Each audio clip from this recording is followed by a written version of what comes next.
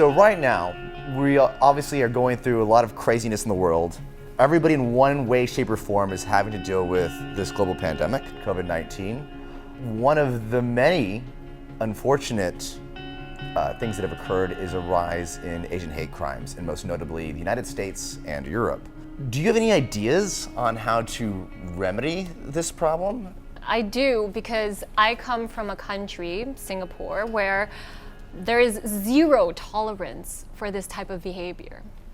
Prejudice and acting on violence to get your way is definitely abhorred here. And it's all about social harmony, and that is the social fabric of what makes Singapore so great and what allows people to thrive. You know, if you're talking about the pandemic, yes, we've had an issue about migrant workers that have had an outbreak, but they were quick to answer to that, right? And they were also quick to tell people that we all have to respect each other given the circumstances, and we should abide by certain strict rules. Yes, albeit strict and we don't have as much freedom as we once used to, but this is an anomaly.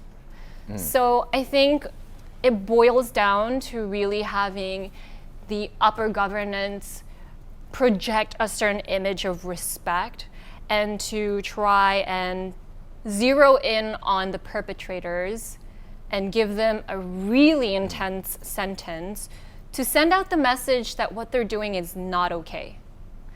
And I think it's very difficult in certain countries to be able to do that, I understand, but it really starts from the leaders, from the top. Okay, so I'm gonna play devil's advocate and say, what if you weren't in Singapore? What if you were in the US and you were one of these leaders, or Europe? What would you say?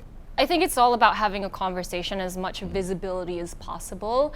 And what's really nice about social media nowadays is, you know, it's a two-edged sword.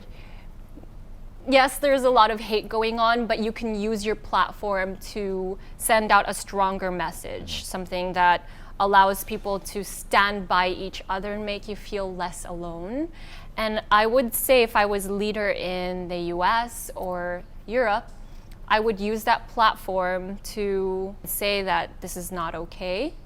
This is a zero tolerance policy, and that we should be able to have certain rules that would protect people and tell them that this is not all right. You know, we need to persecute people when they act out on violence and cause harm to others from no act of their own as a victim, but to feel unsafe in your own land is not okay. Is there anything you would say to the Asians that have felt victimized personally, or just those around the world that see what's going on in the US and Europe and are just like, wow, like they don't even know how to take it. Like, it's hard to process sometimes when you see these horrible things happening. To the people that were victimized, I know this is a very obvious thing to say, but it is not on you. You were strong, you were independent, you are resilient. And I know that there are a lot of factors outside of your control at the moment, but to be able to love yourself fully, to claim your own true identity and not try and downplay that or water it down in order for you to assimilate into a culture better, I think that speaks volumes for the next generation. Because at the end of the day, we need representation. And I know you are a minority in these countries, but you should shine even brighter given the circumstances. And I hope you know that you have a lot of people in rally and in support of you. And if there's anything that you might need, please just send me a DM. Like, I'll be there for you as a friend. I think at the end of the day, it's all about the community that you have. So please find a community that's gonna support you and be there for you in time of need.